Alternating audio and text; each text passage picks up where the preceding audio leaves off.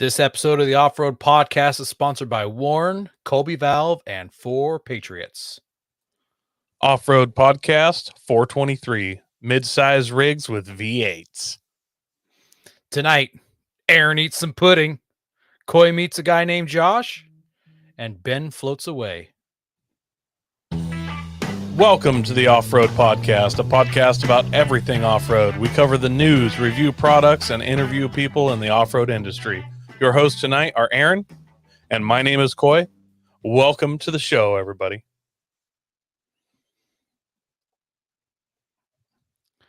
So tell me, Coy, you met a guy named Josh. I met a Josh, one of the Joshes. I don't know if he was the one that got crowned Josh during all the big Josh fight. The Josh, Yeah. the Josh Wars of 2021 or whatever it was. The great Josh War. No, one of our listeners, Josh, did a whole tour of the Northwest here. He invited me to do part of Wabadar with him. I kind of said I would and realized like a day later that my wife was on call and had to cancel. I felt terrible.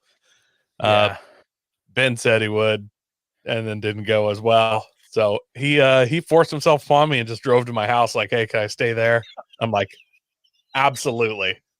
Worked out great. We did talk about this a little bit last week on the show because we knew he was going to your place. Yeah, we went ahead and finished fixing his truck since, he did part of it at Ben's house, and there's no full fix at Ben's house. you know how a repair at Ben's house goes. Yeah. So when I say I pretty much watched him and handed him a few tools. Josh, quite adept at repairing his own stuff, so he took care of it. It sounds like he changed some more wheel bearings in the rear. Oh, really? On the rest of his way home. So maybe he was just chasing that squeak. Maybe it wasn't the front end after all. I don't know. We'll have to find out from him. Yeah, I'm going to write him after the show and find out because I didn't hear that yet. Yeah. Do you have to pull the whole axle to do the rear wheel bearings on those? Yes. And then you sucks. Then you have to. Yes, it's a press on. So you have to cut the old ones off, and then you press the new ones in. So that's what we had to do when we did the axle swap. No. I would have bought the new bearings and then just went till they fell off. Just put it in four-wheel drive and buy some of those car tow dollies and put it in four-wheel drive. Yeah, just put them in four-wheel drive and just drive yourself home in four-wheel drive. Don't those have casters on the rear? What if you bought one of those tow dollies that you would like drive up onto, but you like somehow were able to bolt it to the underside of your truck, and you just had the rear tires up on it, so you're like on roller skates. Couple ratchet straps. Yeah, just strap her down. I like it. We got you, Josh. We got it figured out. If you put it on backwards, so then the tongue was sticking out behind you, you could snag another trailer. Obviously, you'd have to invert some stuff, put something on the trailer to keep it, the weight down so that it stayed where it should. And then you can actually haul some extra stuff home. He's from the Rust Belt. He could just load that thing up full of Nissan tailgates and door panels and stuff, haul them over there, sell them at a premium. Bring some cars home with him. Yeah, that's a great idea. Travis says just use a couple zip ties. Then this weekend I was camping. I didn't camp today. I camped Saturday night. Saturday and Sunday I went over to a not cool camping. I did like the state park. You know what I'm talking about. We've all done it. Family. That's what I was doing. That's what I was doing 2 weeks ago. Yep. So it was nice to hang out with family, but also kind of horrible camping. It's the best you can do in a state park, though, because we rent a group site. So it's not just like those little slices and a little pavement piece. Like you get actually a little chunk and kind of your own bathroom. So works out a little better. It's a little bit big family get together, family reunion or something. Yeah, it's my side of the family twice a year goes camping. So Wow. What about you, I'm Aaron? I'm What thankful did mine you only do? does it once a year. Well, I also met Josh, so, it worked out that, I just drove down there after I got home from work on Tuesday to your place, picked up some pizzas, and I also, happened to stop at a Buy Mart earlier in the day looking for some primers, and they've got some pumpkin spice stuff out. So I bought some pumpkin spice marshmallows and some pumpkin spice pudding, Jello pudding. Um, did that. So we made the pudding at Koi's house when I got there. Marshmallows were great. Pudding not so much. Did it get eaten after I left Koi, or did it just go in the trash? I honestly thought my kids were going at it, but I was washing dishes the next day and I realized they did not eat that much of it. So it was not even child approved. I hate to say that it's bad, Aaron, because you bought it pumpkin spice stuff for me Oh, out of the kindness of my heart. But I I know. I think think we it was probably think like a buck 75. I think we all I, know when they're throwing pumpkin spice stuff on the shelf, it's 50-50 whether it's even edible. And that's it's a coming from a guy gamble. that loves pumpkin spice. Yeah. Yeah, it was like eating a mouthful of allspice. It was too much. Yeah. So, It was very like it was just nutmeg pudding, basically, which is about as yeah. appetizing as that sounds. Um, let's see. Besides that, I didn't do anything off-road. I did a bunch of work this weekend on the property. I probably have close to 20 hours into our chicken area. So, I can't remember. Several months ago, we put in a whole bunch of T-posts. I borrowed a T-post pounder from a neighbor, a gas-powered one, so I didn't have to do it by hand. I mean, it's still by hand, but so I didn't have to like slam Wait, them home. there's a gas powered T post installer. I've never Yes. seen one. Is it awesome? Yes. Oh my goodness, yes. Like we when it's the middle of summer, our ground is so hard and so dry, and it's the topsoil is dry, and below the topsoil is clay, which is also very dense. And you just don't put T-posts in easily unless the All ground right. is So saturated. I have to ask, is it like a gas powered hydraulic motor with hoses running up to the is there a No, gas you have motor on top of it or there's a how's it gas work? mounter on top. Yeah, it's two handles that you hang on to, and it's got the accelerator on the handle, and then the motor's up there. And I guess I haven't observed it to see exactly how it works, but I'm guessing it must be like it must be like hang on a second. Hold on, Josh. Let me fix that. Josh, I take the sign down during the week because I easily bump it with my chair and I don't want it to fall and break. Thanks for catching that. Um, something reciprocates that makes it vibrate. So it's pounding somehow with a piston inside of the tube that you slip over the T post. So basically, you slip it over the T post, you squeeze that trigger, and you just it vibrates it down into the ground. Is it like a weed eater engine? Yeah, it's a little tiny Honda Okay. engine. Okay, Yep. okay. I was thinking like 5 horse Briggs, and I'm like, I think I'd just rather Oh pound it in to try and like get that thing up there. no, it's not light, but it's not unmanageable. The issue is like when you're driving like a 7 foot long T post into the ground because you want it to sink in 2 feet for some reason. Yeah. Even the 6 footer was like you got to slip it on and then you stand the T post to where you're gonna go and then you ride it down. So yeah, but works really well. So, anyways, so we borrowed that T post pounder and we put in I think we put in like 70 T posts in 2 hours. So you can see them here in this picture. I've got two chicken runs that go the lengthwise of this. They're both the same width. The photo is a little um, off. And then here's a side view. So that was 2 yards. This is the third yard here to the left. And I built these gates today. So over on Friday, we put up all the chicken fencing. And then today I built the gates so we could let the chickens out. And then there's one more section I need to install a gate, but I have to put the post hole digger because I've got a wooden post that I'm mounting all my gates to wooden posts, and so I need to drill a hole in the really hard dirt. So I'm going to wait until fall to put that part in. But they've got 2 yards they can hang out in for now. Are you going to do the chicken sky bridge from the new chicken coop over to there? No, the sky bridge won't be used anymore. So sky bridge is done. How does your new chicken coop connect to those runs? Because that's still on your old chicken coop, isn't it? No, so that fresh wood colored building is the new coop. And so it goes all the way up to that.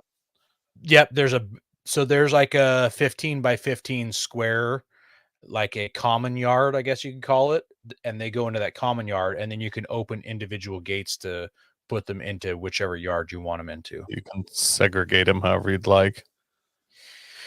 Well, we don't segregate them. We put them on one yard for a while, then we switch them to another yard so they don't totally ruin it. So, yeah, so that's our pudding and chicken talk for the week. Yeah, that's probably enough. Pumpkin spice and chicken talk. Hope everybody enjoyed that. And then Ben, what have you been up to this week? Oh, Ben's not with us this week. He's cutting out. He'll be here in 2 hours. Maybe. I can see his face, but I can't hear you, Ben. All right, we'll just move on.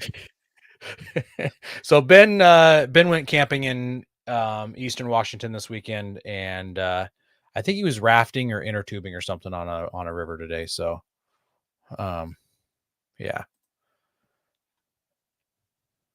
This Week in Review was brought to you by 4 Patriots. Have you ever been concerned with the shelf life of the food you take camping? Since you're a listener of the podcast, we know you at least keep some emergency food stashed in your rig. 4 Patriots sells a variety of survival food and equipment that pair great with the off-road and adventure lifestyle. Use code FRN and get 10% off your first order.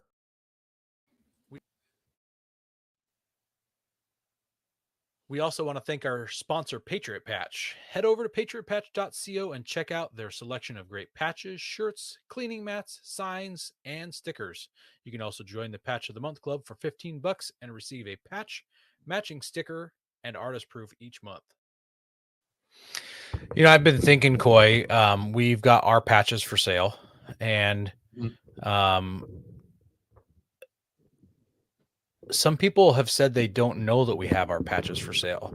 So I'm wondering if people who listen to our podcast, they hear that first through our commercials.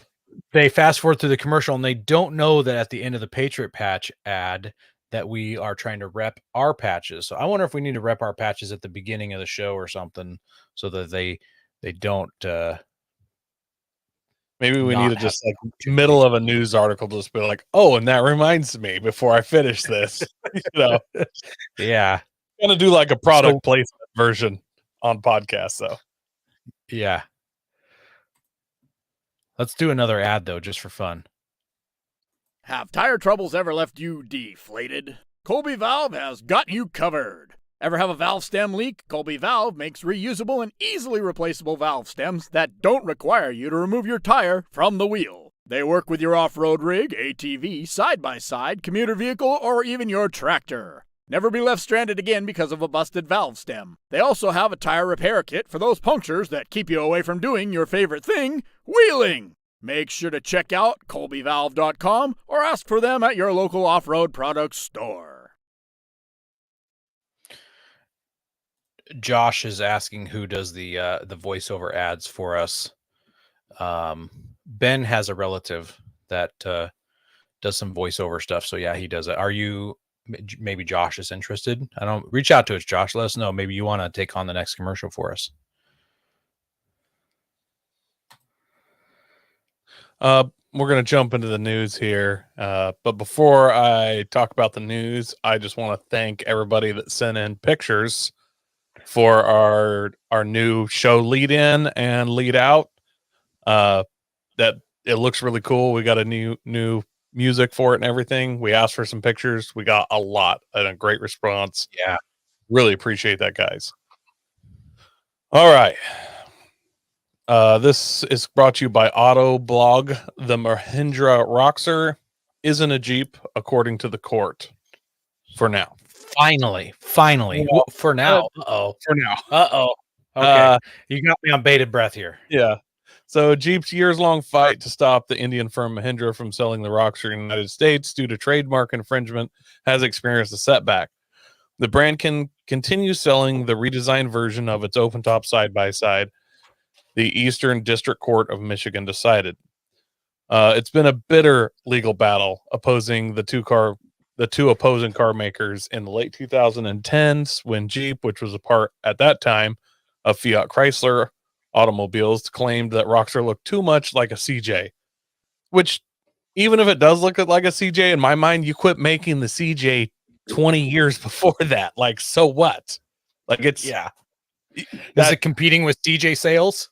Yeah, like what's it? I don't get why that's a deal, but in 2019, the United States International Trade Commission found Mahindra guilty of trademark infringement and recommended the implementation of a cease and desist order. Mahindra redesigned the Roxor with a less CJ-like grille in 2020, but the United States International Trade Commission ruled in Jeep's favor in 2020. The ruling only applied to the pre-facelift model, though. However, a U.S. regulator later decided that the updated off-roader did not infringe on Jeep's intellectual property. Mahindra made several changes to Roxor to win the case. Most of the updates were found up front, where the off-roader received a shorter, wider grille, narrow fenders, and the body remains honestly extremely Jeep-like. But the main styling cues linking the Roxor and the CJ models that were built for decades are relatively generic, such as flat sides and flat fenders. Arguably, the second generation Thar sold in India is far more Wrangler-like.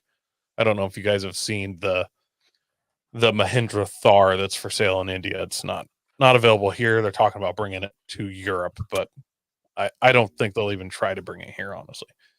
Jeep hasn't commented on the court's decision, so we honestly don't know if Mahindra has just won the war or if they've just won a battle. Like, obviously, Jeep has gone back and forth with them for a while, so they could stay right into this and keep going. So I'm pretty sure this is the new version here that you can see in the photo. And yes. Rather than having the vertical slotted grills, it's got a horizontal 2-slot grill. And that hood definitely is wider, so it doesn't have much flat fender going on for it. I wonder how much I can get the old grill on Amazon for. Like, there has to be 500 companies, probably owned by Mahindra, that just stamp out the old style grill and just slap them in. Bolts in on Amazon for $18. I would love it if Mahindra themselves did it. Like, you could buy this part, but it can't be installed from the factory, just as a big up yours to Jeep. I think that'd be amazing. I mean, I'd want them to do it through a subsidiary, like the factory that makes it's owned by Mahindra, but we just have some little shell company that actually sells it. And yeah, they just like, every dealer's just like, if you'd like to buy this, you can just go over to mahindra.com/AU and order it there, you know. And like, if Mahindra made it so it's only like 2 screws and the screwdriver's included with the grill, so it couldn't be any easier to replace. I want it just, you give it a good tug and it snaps out of place. That'd be amazing. Yeah. Well, I'm excited. Like the article says, they've been fighting this since 2010. It's been a long time. Hang on, before you read your article, there's a backpack hanging behind you. Is there a story there, or you just it always hangs? It just always hangs there. It's usually not that visible. I didn't know if it was something new. No, I raised my chair up, and because I raised my chair up, I had to raise. So it's usually like that, but you don't want to see this part of me. Not interested. Yeah. So there we go. No, it's just where that hangs in this room. It's just hanging out. Just hanging out. Badland Industries says 80% Roxor. Yeah. Let's see. So I was going to say that's that 80% lower type joke. So like they could ship it with no grill at all, and then I'd have to supply the grill later. Yeah. You have to like snap some plastic out of it. So I would it like pops the grill to be there, but yeah, there's little marks where I have to cut it and drill some holes. Like I have to finish the final. Throw a few self tappers in it. That would be Where amazing. the hood latch comes through, I have to cut that square out. You know what I mean? Instead of a trigger, like I gotta finish it. Man, that was great. I wonder if you could start making 80% cars and then you just register as a kit car rather than having to go through all the regulation. Anyways, that's a rabbit trail. No, what I was going to say is that as far as I know, Mahindra had the rights to produce the Jeeps, at least in India, way back in the day because of World War II, and they were building Jeeps or whatever back then. So they've had the rights for a long time. So there's nothing that Jeep can do to prevent them from manufacturing them, but maybe they're just not allowed to sell them in America as a Jeep. So I don't know. As I understood, Jeep trademarked the grill shape of Jeeps, like that 7 or 13, however many slots it is. And so that was specifically the trademark infringement area. Gotcha. All right. Well, our next article here is from CarBuzz, and it is Toyota is working on a sketchy retractable tow strap. I'm going to just have this one photo up on the screen while I talk, and then I'll go through the patent photos once I'm done here. So according to the patent application, this system was developed because tow straps are generally a fixed length, which could lead to a problem in a confined space. Basically, Toyota came up with a solution for not having enough space to remove the slack from a tow rope. You can only start towing something once the slack is removed, which is why there needs to be an apparatus that can adjust the length of the tow rope. Jeep's unnamed apparatus consists of a tow rope with multiple notches, an anchoring device, and a reel. The patent sketches show the tow rope and reel device stowed in the rear bumper, but the application notes that the multiple configurations are applicable. The reel device, for example, could be positioned in the wheel well or near the exhaust. I'm not sure why you would attach that in those places. That doesn't make sense to me. The patent also mentions the device could be retrofitted, so where it's mounted matters less than what it actually does. So what makes this so special is that the tow strap has those multiple notches. The reel has a hook which latches securely into place on one of the notches, and it gives the person in charge of the recovery control over how long the rope is. Even if you only have 10 feet between the two cars, picking up the slack will be no problem. So, yeah, Eric in the comments says, is that strap attached to the grill of the tow vehicle? I mean, it looks like it is attached to the front of a Saab at 4 points of connection at the grill. Maybe that's a Mahindra and they're getting ready to do the grill swap. Yeah, it looks like Spider-Man attached it. Yeah. So here's the patent sketches. So you can see the notches in the tow strap. So it could be shortened. There's this hook thing that you hook and loop through them.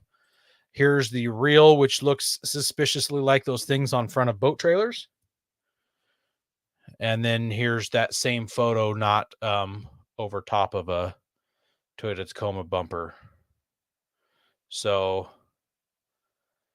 I just noticed this. They've got that thing reeled up, and then they've got that hole looped over the tow ball in this photo, which I could not see that in the green photo. Yeah, they're using the tow ball as what you pop it over to hold the strap. Oh boy.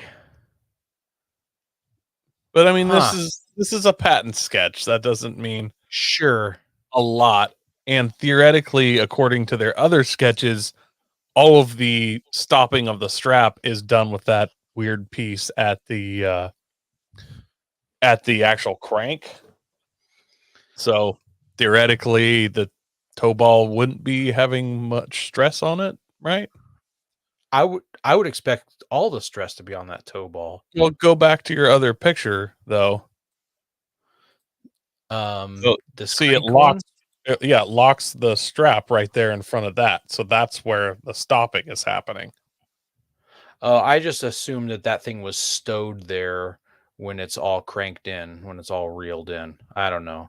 Oh, yeah, I'm not certain how this thing works, to be honest. It seems like they've patented it. And if somebody else comes out with an adjustable toe strap, they can sue them, but like they haven't thought this through. Not that much. Yeah, I hope that they make it because I want people to laugh at them. Really. I just want to see people pull on it, but then it pops out of whatever's holding it, and they just take it right to you just see the handle going 10,000 miles an hour as it unwinds and then rips off. Yeah. I mean, it seems like it would be easier just to make some type of electric winch that didn't have a lot of electric winching power, but locked as a tow strap, Seems simpler. I don't know. The prices of winches nowadays. Well, like tow straps are like 20 or 30 feet long. Badland Industry says it's got a convenient failure point every 3 inches. 100% agree. Yeah, they're 20 or 30 feet long. So that means you've got either a 20 or 30 foot tow strap that you have to take the slack up on, or you could hook it to your vehicle twice or to their vehicle twice, and now it's half as long. I know that sounds pretty crazy. Yeah, now you've got a 10 or a 15 foot tow strap. And a lot of guys have like a 10-foot tree strap that for those really short ones you could, yeah. It doesn't seem necessary in my book. I'm not following the logic on this one. It seems more like in Toyota's think tank where whoever they're paying to come up with ideas to patent every 30 seconds, they're just like, I have an idea for this. Sketch, patent. Yeah. Yeah, and then the last part of that is what happens when, say, you only need 10 feet of tow strap because you've got a limited area, and now these people that are doing the towing are like, okay, now we're getting on the freeway with 10 feet of distance between the two vehicles. That's a recipe for disaster because you can't. Says, does the patent mention it being static or kinetic? I don't know that it mentions it, but it absolutely has to be static, right? Like you can't build it this way and it be kinetic. Yeah. Unless there's like a 5-foot kinetic end piece or something horrible. This has to be just one of those patents that they're just doing to keep anybody else from making it. Yeah. Like everything about this is sketchy and a bad idea. Yep. And it seems like an insane liability for Toyota to put on any vehicle. I mean, because once somebody, like, why? There's so many ways it could go wrong, and they'd be like, oh, it's Toyota's fault,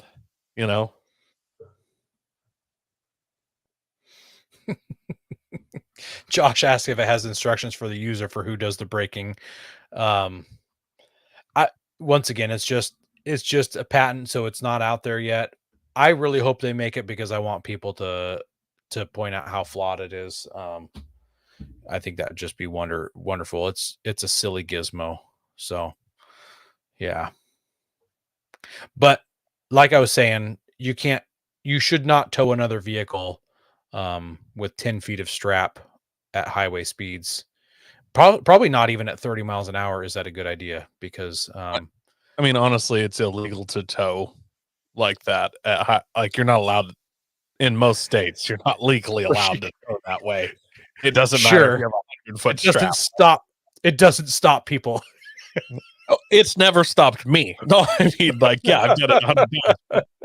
Yeah, it's absolutely not legal, at least in the state I live in, and I'm assuming most states. So, yeah, I know people have been pulled over for towing that way, and it's really awkward because they pull you both over at once. technically they're only usually pulling over the towed vehicle. I've never actually seen someone cut the strap and bail, but cut the strap and just keep going. It would be sweet if they just ejected a seat cause and they kept going and let the guy they're towing just coast to the side. That reminds me of a video. I'm going down a rabbit hole here, but there's a video. It's probably 10 years old now. Of someone towing a car through a neighborhood, and the car being towed has nobody in it, and the person towing is just dragging it, and it just is swerving and hitting. I think it took out some street signs, and I think it eventually hit a parked car as the guy's turning around corners with no one steering it. I know a guy who broke down and he'd been drinking, and he went back, got his parents' rig, and towed his vehicle home, and they were both totaled when he got there. Same deal, but on a country road. Wow. Well, we're going to go with the third article because I'm sure you guys have heard about this. It rained at Burning Man. And, that's the thing about dry lake beds. When it rains, then they're just lake beds. So they're exactly how you imagine. This one, I pulled most of this information from a New York Times article. There's 5,000 other articles, and then I've done some research on Reddit and some other stuff. But thousands of people who have spent days stranded at the Burning Man Festival in a rain-gored stew of mud and slop have begun to pack their camps up this Monday and steam away from a sprawling site in remote northwest Nevada. It was a mucky, uncertain trek. The ancient lake bed where the annual festival is held was beginning to dry and harden on Monday, which is today, after days of torrential rain. Drivers said they were still encountering foot-deep puddles and trenches of muddy bog along the 5-mile route from camp to a paved road. Even in normal years, leaving Burning Man can take up to 12 hours as thousands of cars and trailers creep out of the desert playa and onto a jammed 2-lane road. This year, organizers urged the roughly 72,000 attendees to consider postponing their departure until Tuesday to avoid creating an epic super traffic jam. Roughly a third of the campers had packed up and moved out. The others were collecting mud-caked flotsam left behind in the rutted ground. There were abandoned bikes, mud-smothered tents, and a steel skeleton of a 15-foot shade structure. At camps, people raked the grounds to search for any items that become mixed into the hardening batter of dirt and rain. And now, if you haven't seen pictures, there is just hundreds of RVs, trucks, everything just buried to the frame. People just knee deep in mud with like plastic grocery sacks over their feet. People trying to ride bikes, and the tires are like the size of a swim tube just from all the mud caked on it. There were people that walked out. It was like a 6-mile walk through the desert to get to a paved road. There were lots of people that walked out. At one point, there was reports of Ebola virus, and then there was some kind of like 3-eyed shrimp that the rain like wakes up. There are these weird shrimp crawling around. At least they have something to eat. Yeah, I'm sure it was delicious. In case they run out of food. At one point, there was like this mysterious illness that people were talking about. Some people got sent to some local hospital. Seems like all that's kind of just been a lie, essentially. The shrimp probably tastes better. The shrimp probably tastes better than the pudding I made at your house. Well, I think the shrimp were probably about to trimmer style start attacking people. That's why you got to sleep off the ground. So we got like a zombie outbreak happening. If there was one, wouldn't it make sense for it to start at Burning Man? Absolutely. I mean, it kind of that would work. There was also a lot of reports of people getting crazy boils on their feet and stuff, which turns out is a totally normal thing for Burning Man. It's called playa foot, and I posted it or have it in the notes here. Playa foot is a malady unique to the Black Rock Desert, caused by the alkali dust that makes up the desert. It is, in essence, a chemical burn. The most common cause of playa foot is exposure of your feet to the desert floor when not wearing socks and closed shoes. This malady is not serious, but it is uncomfortable. Good news is that you may easily take care of this yourself. So apparently, it seems like maybe it got worse or freaked people out when they were caking this alkali mud all over them, or maybe more people went barefoot since it was muddy. I'm not sure, but the boils on the feet, people were acting like there was some kind of like virus in the mud. There was all kinds of stuff going on, but turns out it's a pretty normal thing, I guess. Just caught him a little bit by extra surprise this year. I was honestly hoping that there would be some kind of giant 4x4 rescue thing where like we all had to take a week off and go down. I was expecting that too. Hippie. I was expecting that too, but I'm wondering if enough people just don't care about those people.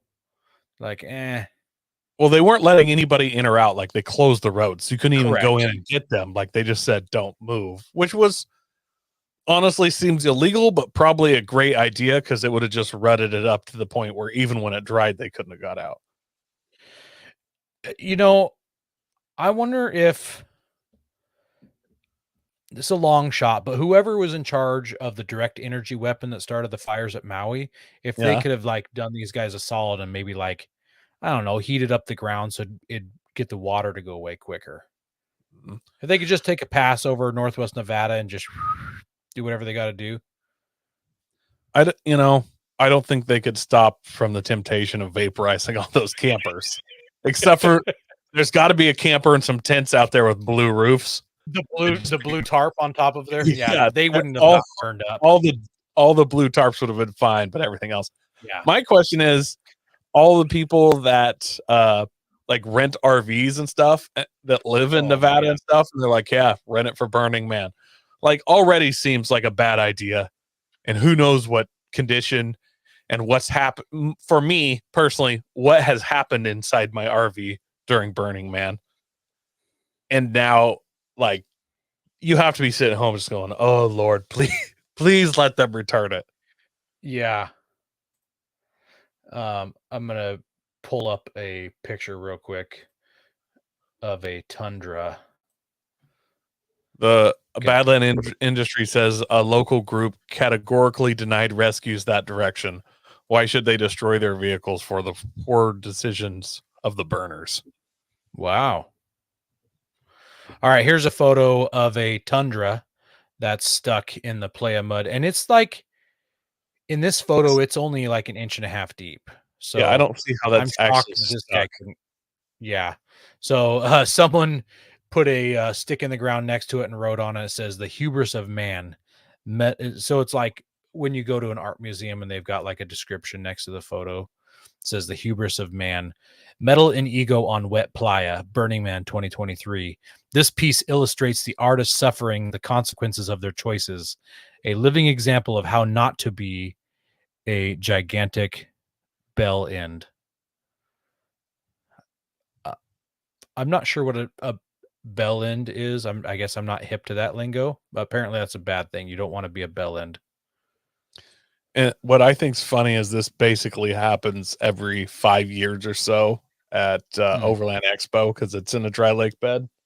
And yeah, it's snowed there, it's rained there. There's like full on semis and stuff out there, and it's the same situation, just smaller scale. Yeah. Go prepared with Warren Industries. They produced the first recreational winch in 1959 and lead the industry with their dedication to quality and reliability. When you dig yourself in deep, make sure you have the right tools to get yourself out. Get Warren equipped and go where others can't. Now, let's get ready for adventure and head into our main topic.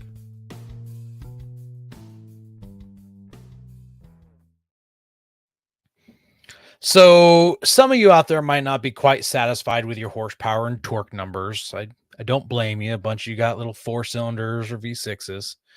One way to fix that is to add some forced induction. There's even manufacturers, even OEMs, that you can buy their turbochargers or supercharger kits. Or you could be like me, find a V8 to swap into your rig. But if you aren't that handy and you don't really want to pay the gigantic expense of having someone else do it, maybe you could sell your rig and buy yourself a different vehicle that's got that power in it already. So we put together a little list here of some 4x4 trucks and SUVs that have V8s in them, because that's where the power's at, is with V8s. or not, as you'll find out in some of these cases. This isn't in alphabetical order.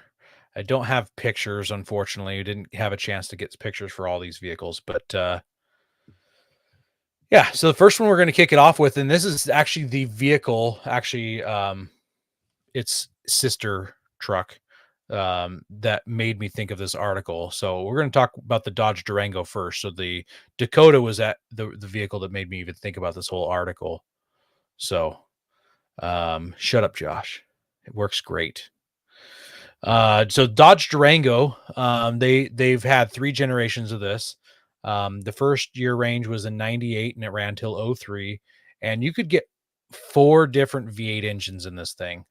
4.7 liter, 5.2, 5.9, and a 5.9 supercharged engine, which I didn't know that one existed. Did you know about that one, Coy?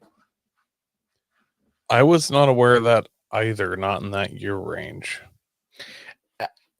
So maybe I should also preface all of this information comes to us via Wikipedia. It is where I did 100% of my research for this article. So don't hate me. That seems more like a Cherokee thing, but I could be wrong. Yeah. Well, it did say in Wikipedia that it came with a 5.9 liter supercharged engine. So the low end of the horsepower numbers for these Durangos was 235 horse and 295 torque. And the high end was 360 horsepower and 412 foot-pounds of torque. That's a good amount of torque for a rig in 2003. Yeah. Josh Stagg asks a question. Did you ever get the V8 to work properly in your truck, Aaron? That's why I told him to shut up, Josh. Oh, okay. What? If it works, it's working properly, right? Like working. Yeah. A win's a win. Oh, yeah, if it's drivable, it's drivable. So that's the first generation.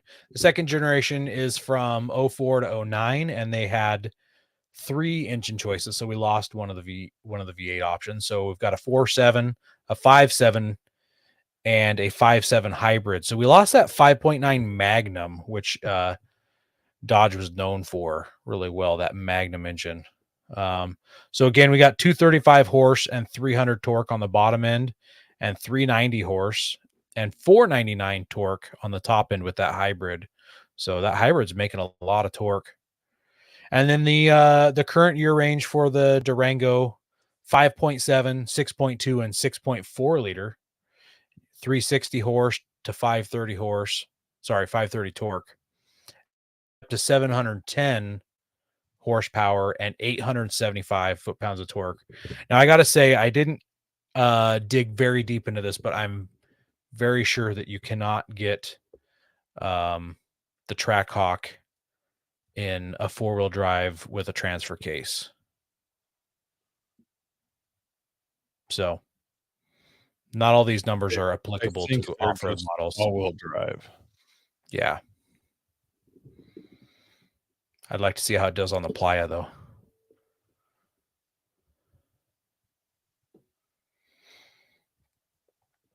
The next one, since I'll just do the next one too, since it's also a Dodge. Real similar. The Dakota, though, had a generation earlier than the Durango. So it started in 87 and went to 96. And it had a 5.2 liter V8. And it had 225 to 230 horsepower.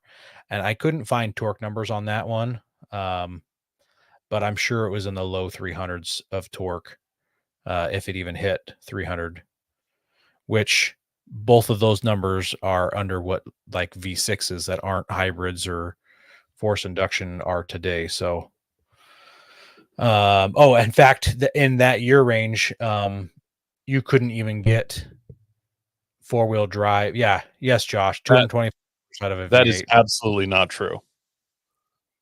You could get the V8 4-wheel drive 1000%. I've literally seen multiples of them in that year range in the very first Dodge Dakota. Okay. Yes, well, you may not have been able to get it in a manual transmission, but I am absolutely certain you could get it in 4-wheel drive. Well, there you go. Color me shocked that Wikipedia was wrong. And let's see here. The next generation, 97 to 04. Same kind of deal as the Durango, 4.7, 5.2, 5.9. You could not get the supercharged 5.9. So 225 to 250 horse, 290 foot-pounds of torque to 345. It's going to be a lot of numbers in this episode. It's going to be a tongue twister episode. Josh, if I'm not mistaken, like some of those 80s Corvettes with V8s had like 185 horsepower. If you're sad about 225 horsepower, you can definitely get sadder. And then the last generation of the Dakota, which is not with us anymore, and I'm shocked because Dodge is missing out on some mid-sized truck sales. So last year was from 05 to 11. It only came with the 4.7, but you did have a couple different horsepower numbers. You had the 230 to 260 horse, 295 to 310 torque. So that number right there, I'm pretty sure that the new Nissan Frontier with the 3.8 liter V6 puts out more horsepower and more torque than that. You know, and to stick up for these old Dodge Magnum Dakotas, they weighed like 3,000 pounds. That's a good point. So That's yes, only 225 horsepower, but almost half the weight of modern midsides. So if you do that kind of math, you're looking at, I mean, my FJ is 5,500 pounds. So that would be like, you know, 400 horsepower FJ. Like they did scoot, like they were quick. I've been around several of those first gen Dodge V8s, and they were no slouches. They got it all. They also got like 12 miles a gallon new, but still. like every good V8 does. All right, then we have the Nissan Pathfinder. Every Nissan guy's favorite Nissan, the Pathfinder. The year range on this will start out the 2005, 2012 was the only generation of Pathfinder you could get a V8 in. 5.6 liter with 310 horsepower and 387 foot-pounds of torque. That's not bad. Not bad at all. I think those were pretty heavy, though, pushing 6,000 probably. So that rig has the same engine out of the Nissan Titan, which is the engine I put in my truck. So if anybody wants to compare numbers on this episode, just think back to the Nissan Pathfinder and you'll know how much horsepower and torque I've got. So 310 horse, 387 foot-pounds of torque, 5.6 liter V8. And then we'll go Chevy Colorado / GMC Canyon. I'm excited about this one. This is the 2004 to 2012 generation. I actually have one of these, just with a 5-cylinder, not a V8, the 3.7. Where'd your other 3 cylinders go, bro? They left them at the factory.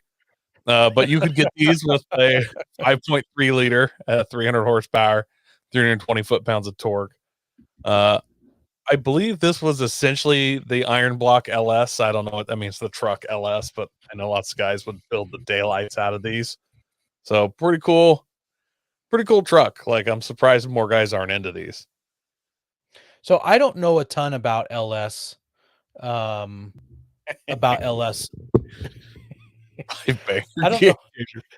only game it's changing is how incredibly difficult they are to work on and what pieces of crap they are.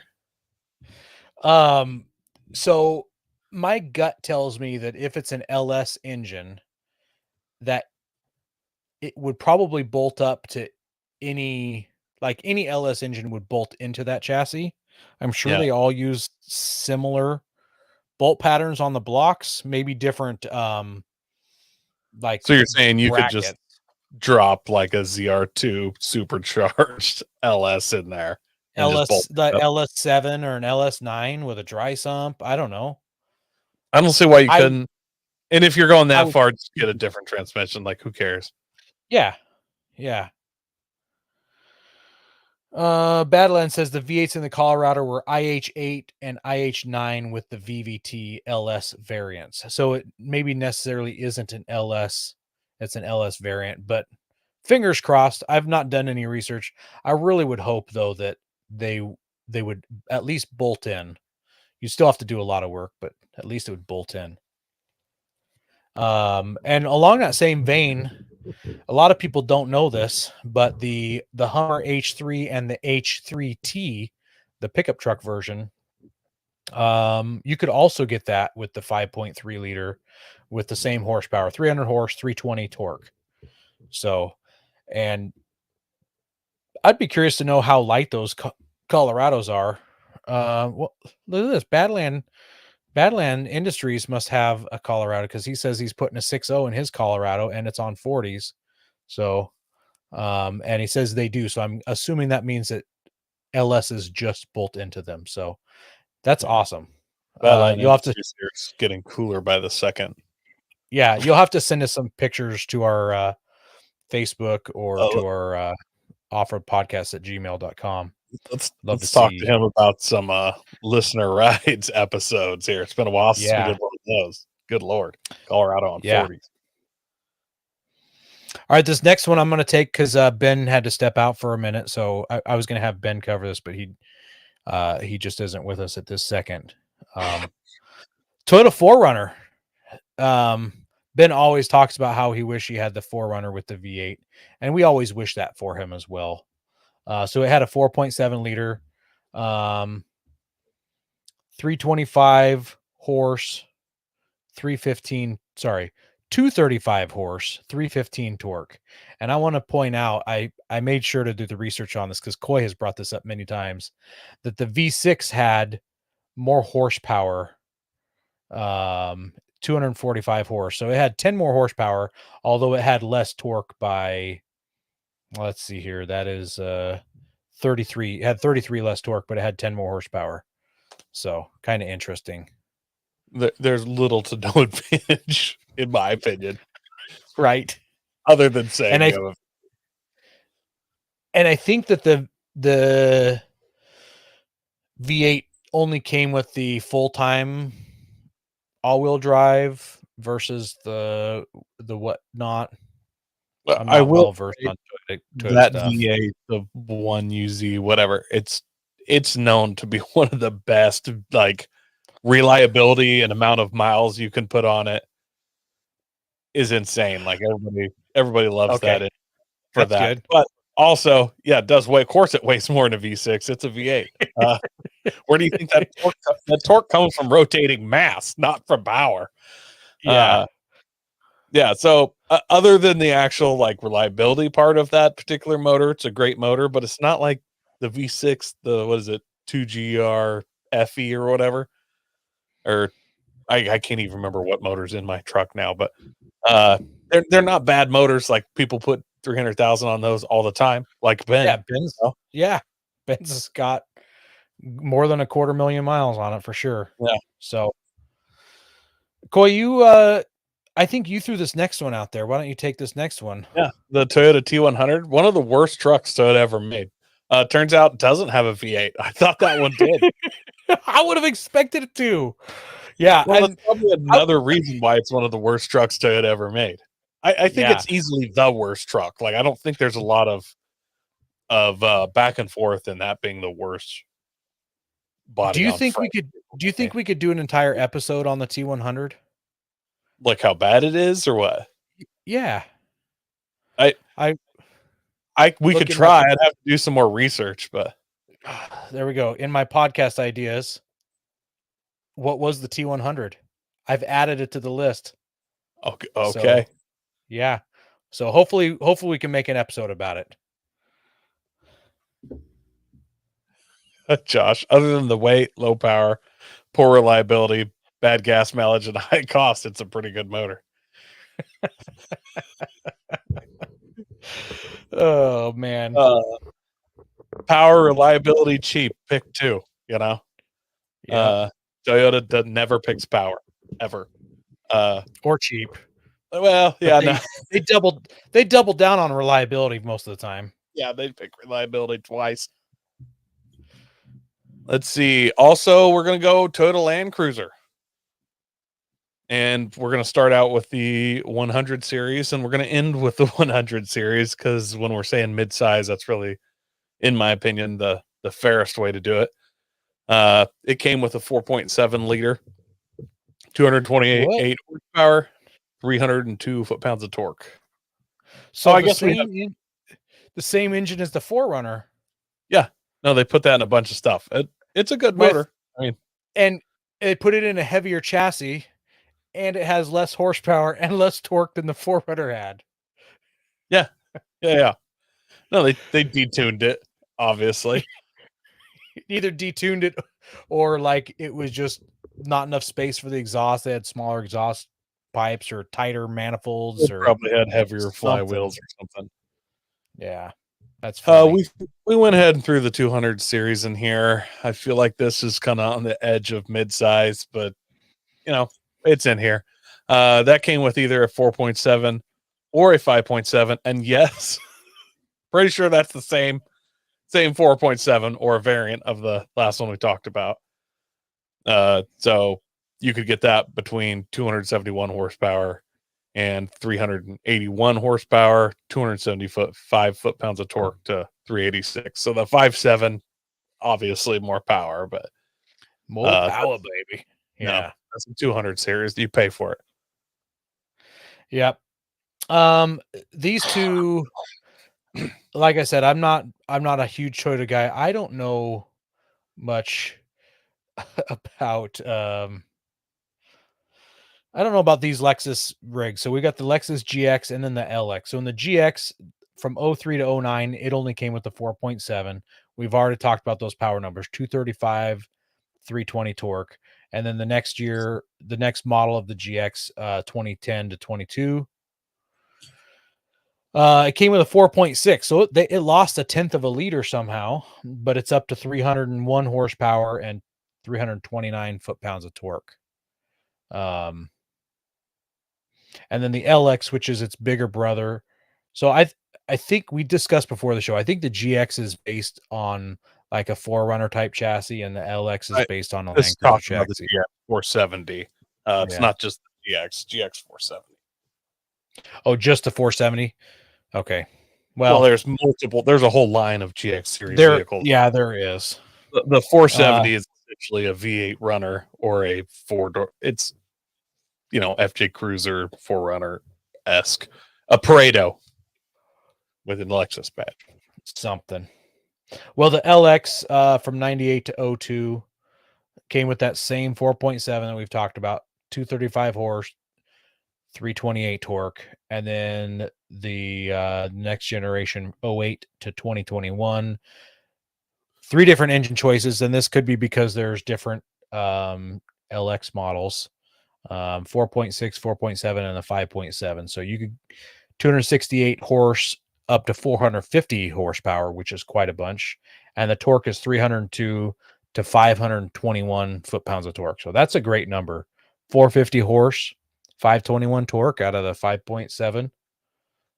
Yes, please. I bet it gets really good fuel economy with those numbers. Sure, it's super good. All right. Jeep Grand Cherokee, baby. There's a lot of V8 options in these things. This feels like you could just overlay this right over top of that Dakota. Essentially. So year range, 1993 to 1998 to start out with, 5.2 or the 5.9, 220 horsepower to 245 horsepower, 285 to 345 torque.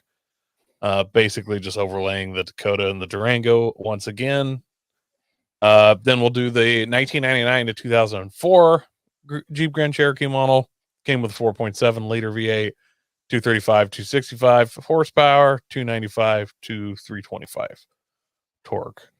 Then we have the 2005 to 2010, which you could get with a 4.7, 5.7, or 6.1, which horsepower ranging between 320 horsepower to 420 horsepower, and torque figures ranging from 295 horsepower to 295 foot-pounds of torque to 420 foot-pounds of torque. And then we have the 2011 to 2021 with available with a 5.7 liter, 6.2 liter, 6.4 liter horsepower figures going from 360 to 707 horsepower, with torque going between 390 foot-pounds to 645 foot-pounds. In parentheses, that's not a all Hellcat, right? Hellcat Trackhawk situation, yeah. Yeah. Not all of these horsepower and torque numbers are available in four-wheel drive models. Yeah, I believe the Hellcats are technically all-wheel drive, not a four-wheel drive. Yeah, and the Trackhawks as well. I would still drive a Trackhawk. I've actually, out of all the Hellcat variants, the Cherokee ones are my favorite. Always have been. I mean, and I'm counting the Challenger and the Charger, like the SRT8 Cherokees. I've always had a thing for.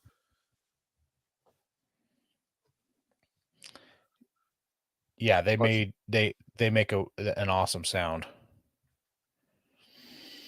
All right, well, let's talk the next one here. Yeah, if Josh was sad about those numbers that I was talking about earlier, I forgot, and I'm the one who plugged these numbers in here. They get worse, Josh. So Land Rover Discovery, Land Rover Discovery from 89 to 98, you had two engine options, a 3.5 liter and a 3.9 liter, and it made between 154 to 182 horsepower and 190 to 230 foot-pounds of torque. So no wonder those Land Rovers are so slow on the highway. They don't, there's not a lot going on in those things. They use a Rover V8, which everything I know about that company is that they're terrible. Do you know much about Rover? No, I just know that America is really the best at making V8s and nuclear bombs. Everybody else, they try, but it's just not the same. Like Japan's got some cool V8s, but it's not really there. Europe's got some V8s, and I know there's some Ferrari stuff, but it's just not America does the V8s. Yes, I like that. A Badland Industry says 0 to 60 maybe. So Discovery from 98 to 04, they step it up. They've got a 4 liter and a 4.6 liter. 224 horse, 380 torque. So at least we've got a lot more torque. We've got 50% more torque. Horsepower is a little low, but that's enough torque to get you places.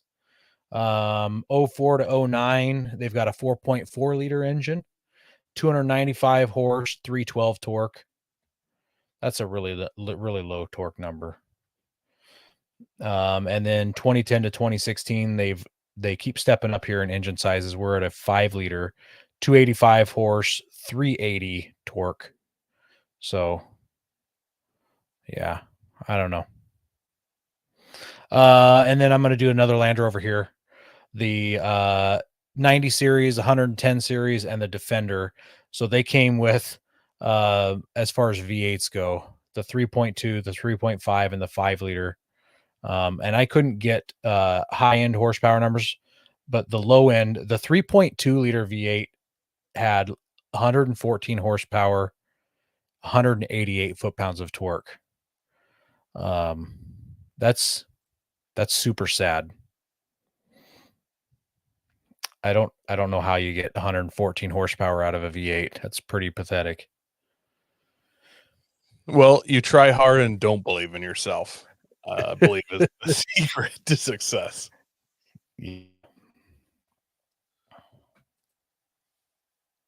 I guess that's why people are like, I got to have the diesel engine in the Land Rovers.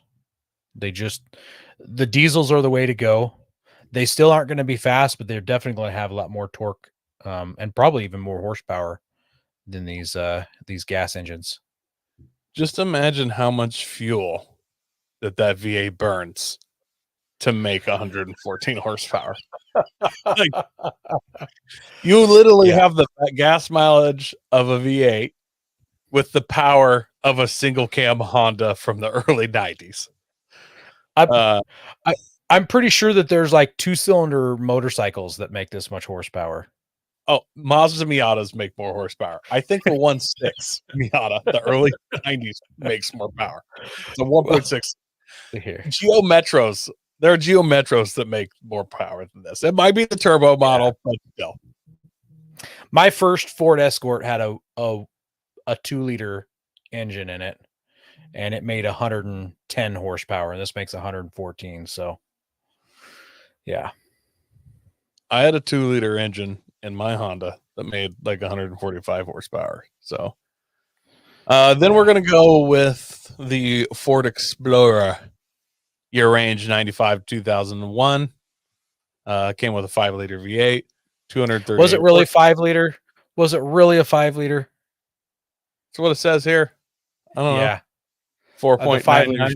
Yeah, the 5 liters were actually 4.9. They were as a marketing gimmick. Yeah. Actually, a lot of those motors are that way, but yeah. So 238 horsepower, 282 foot-pounds of torque, and Firestone tires that would like to explode and roll you over in an instant.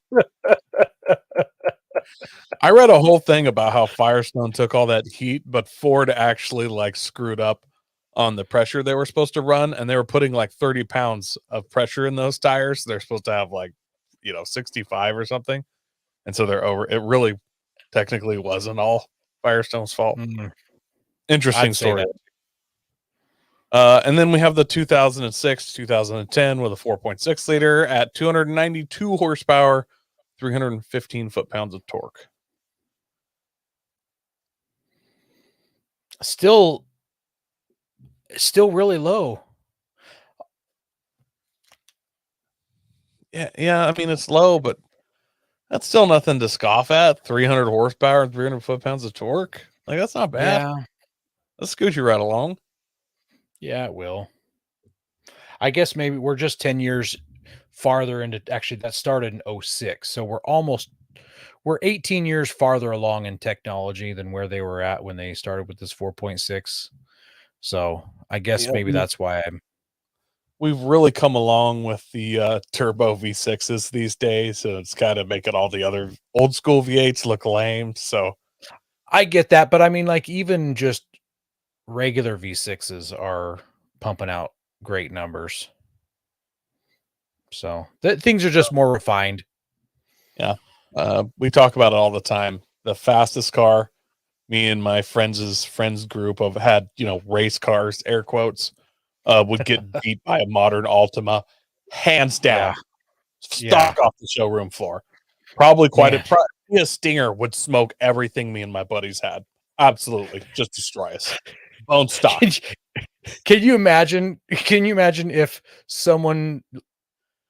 you went to a psychic back when you were in your street racing days, and the psychic's like, okay, well, I hate to tell you this, but in 15 years, Kia is going to be faster than anything you guys do.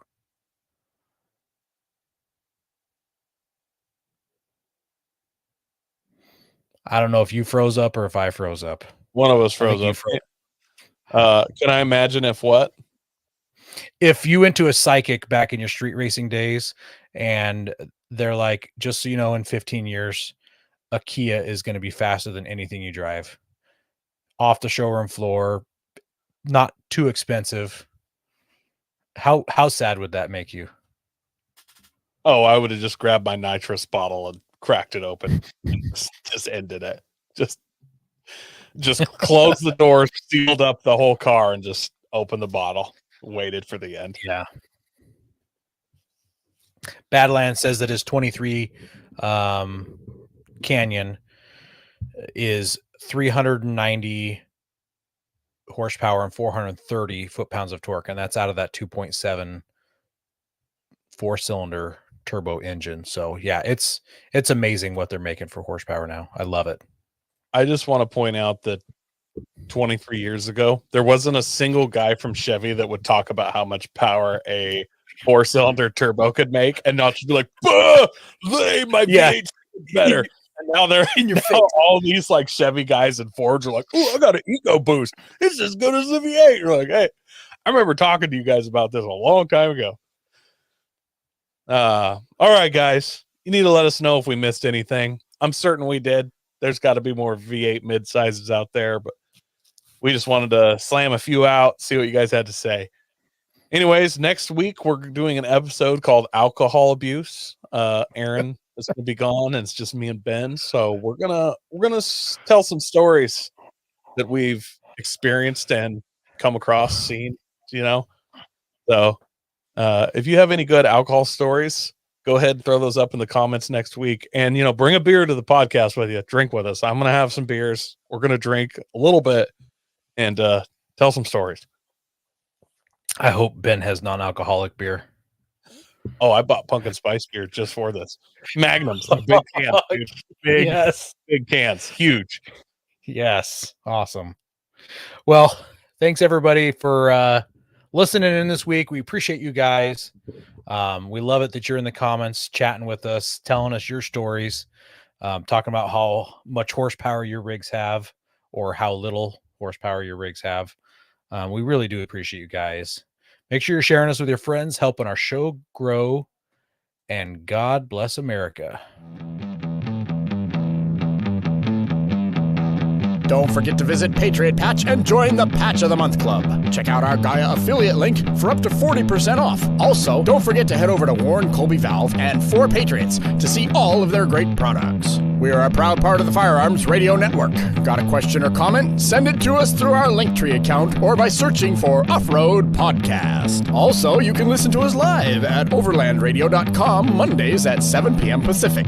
When off-road, please remember to have fun, tread lightly, and be safe and courteous. Thanks for listening.